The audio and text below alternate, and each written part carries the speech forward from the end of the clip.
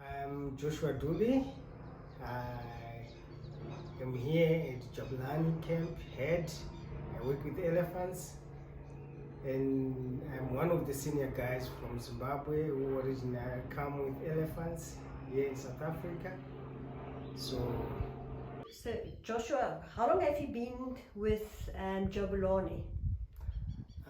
with Jabulani, I'm sure it's close to 20 years now because I had her from day one when we came here. So I was the first person who started working with Jabulani when we got here. And tell me more about that. When we brought him over, how did that happen? It works wonders when we brought Jabulani into our head, because our tamed head was unique, that they were part of raising some of the orphan elephants.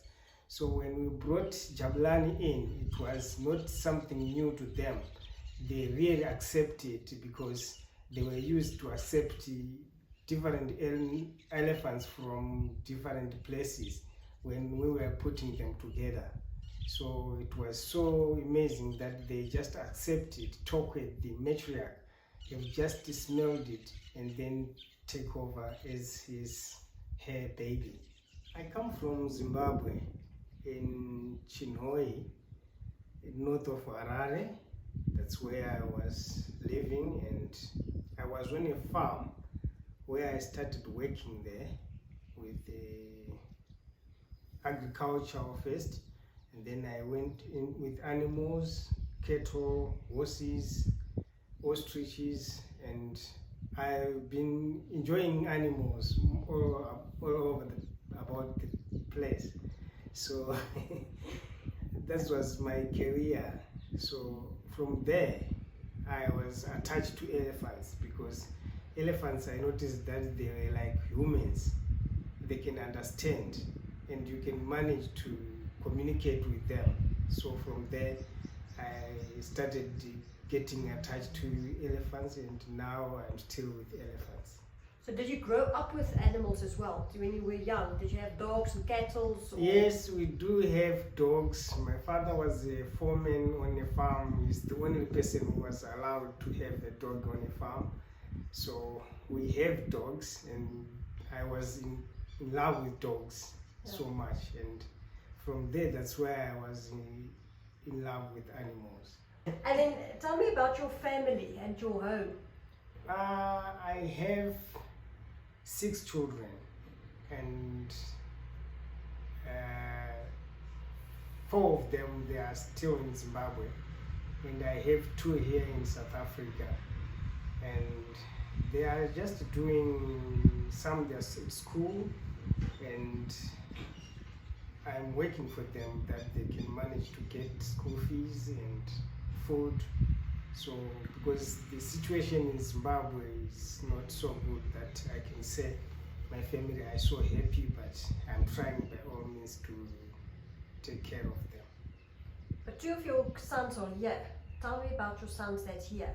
My sons which are here is Emmanuel and Tich. They're all here, they are working here, and they are doing good. They're just learning from me. That's where it was easy for them to work with elephants, because they saw when I was working with elephants, because there is time when I was working with the baby elephant.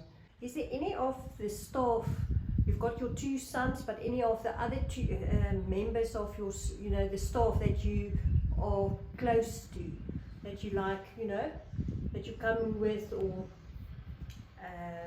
that's your good friends, if you... You're just talking about good friends in staff. It's Israel and Stavros and Simba, Riverson. Those are the people who I've been with them for too long. So those people with me, we are like family. And Joshua, tell us about that. When you traveled with the elephants from Zimbabwe, all the way to South Africa. How did you manage? I mean, you went into the trucks. It just people don't know about that. So tell us how you loaded the elephants and everything. Yeah, we did load the elephants into their trucks, and I'm sure the one truck had 4 elephants and the other one had 4 and the other one had 2, so they were all in the crates, and then they just load them like that. They dart them, carry them, put them in the trucks and wake them up and start drive all the way from Zimbabwe. And when we reached the border, we stopped there, give them water on top of the truck, feed them with water, and they were drinking water. And we came with another truck which wasn't having elephant. And when we reached to Zimbabwe side, it drops us there, and then we walk by foot, crossing the bridge, coming into South Africa.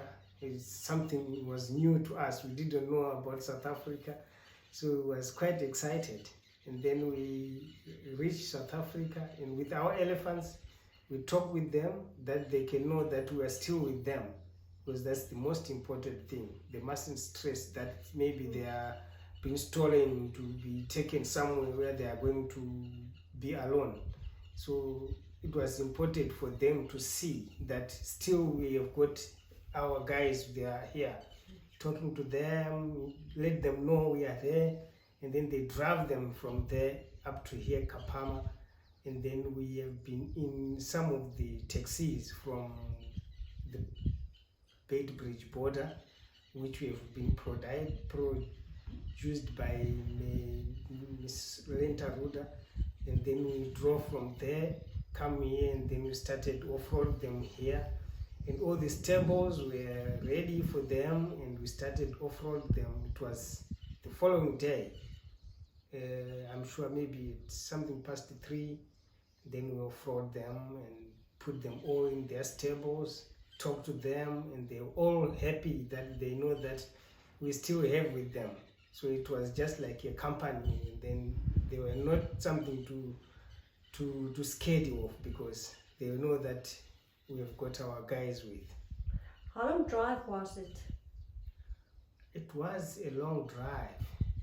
It took at least 2 days for us to arrive here, because we started load them, I'm sure it was something past 4 on the other day, and then we traveled the whole night until in the mornings we was at border post. From that morning until afternoon we was just here, so it was at least 2 days. What have you learned from elephants specifically, and from nature? When you're out in the bush, what have you learned?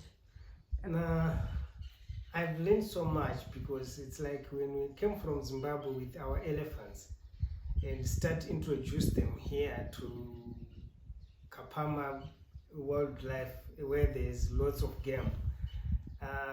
At Zimbabwe we only had cattle and horses, so those elephants, we didn't know anything about other animals. So when we brought them here, it took time for them to get used to know that there is other animals in the bush. So we took them in the bush, and they see giraffes, they see zebras, and then they were running away from those animals. So I still remember one day they ran away, and everybody was riding just to follow. It took us maybe 5 days to find 3 of those elephants, which were run away into the bush. And it was so amazing to know that animal can learn to know that there is other animals in the bush than to just be domesticated, stay in the farm with cows and cattle. So things changed a lot over the years. Yes, things have changed. And then I saw that those animals now, they know that there is other animals in the bush. And now, are they scared for lions and rhinos?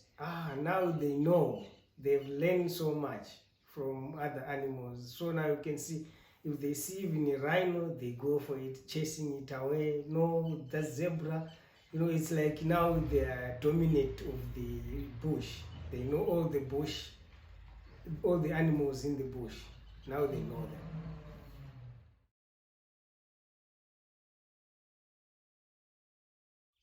Tell me more about that specific day. You started walking early that morning. Yes, we started walking early that morning, and then we reached here at almost something 1-2 o'clock, and then arranged all the elephants to be at Whiskey One Dam, and then we brought Jabulani in, and then the elephants were there, and then they just meet up and start talking, rambling, and then they communicate just like that. Looking at the elephant herd, is there one specific elephant that you like more, that you identify? Especially Jabulani. I like him more because his characters are good, and the way he has raised is good also, and it's a good elephant. In fact, if you see and look at him amongst the other elephants, because I really don't know their backgrounds, I just saw them, they were already grown up, so I don't know much about their backgrounds. So with Jabulani, I really heard of his background, and I worked with him and see how he was, and he was a good elephant. That's the most important thing with the elephants, because they get used to people whom they work with. And then the minute it's like with a baby elephant, they get attached to a person. If you put them with one person, they will get attached to that person. Whenever that person is not there, then it's a problem. So same applies to big elephants as well. They get attached to the people whom they are working with. And then whenever those people are not there, then they change. What makes elephants so amazing? Elephants, it's their intelligence. That's what makes them so amazing, because you know, they are like humans. If you look at them, the way they do, the way they gather around when anything happened, how they protect each other, and how it's also amazing. Yeah. No, they all. What do you think? How do you see Kanisa? What does she mean to you?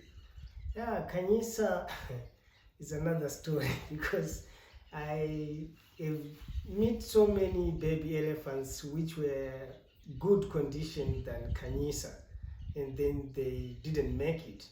And Kanisa was in a bad condition that I wasn't thinking that she's gonna make it, but I saw that she have make it. So it's so amazing that God can do miracles. You just do something which you don't really know how it happened. It just happened like that. And then during COVID, you've been in Zimbabwe, and when you came back, did things change for you? You know? Yeah. Were you amazed? Yes, I was amazed, because I see everything was still operating the same. I was thinking that maybe COVID-19 will affect some of the elephants, or something is gonna happen, especially Kanisa. And then I just heard that Kanisa was so good, and she was doing well. She joined other head, and she was part of elephants, and which works wonders to me. What is your favorite part of the job? My favorite part of the job is playing with baby elephants, because they teach me more about elephants. It's like if you are playing with them, they will show you most of their characters which they do, how to learn to be an elephant, and then you also learn from there. Big elephants, they're more concentrating with food. The most important thing with big elephant is food, eating all the time. But baby elephants, if they are full, then they can be playful, and then you can see most of the things from when it is playing.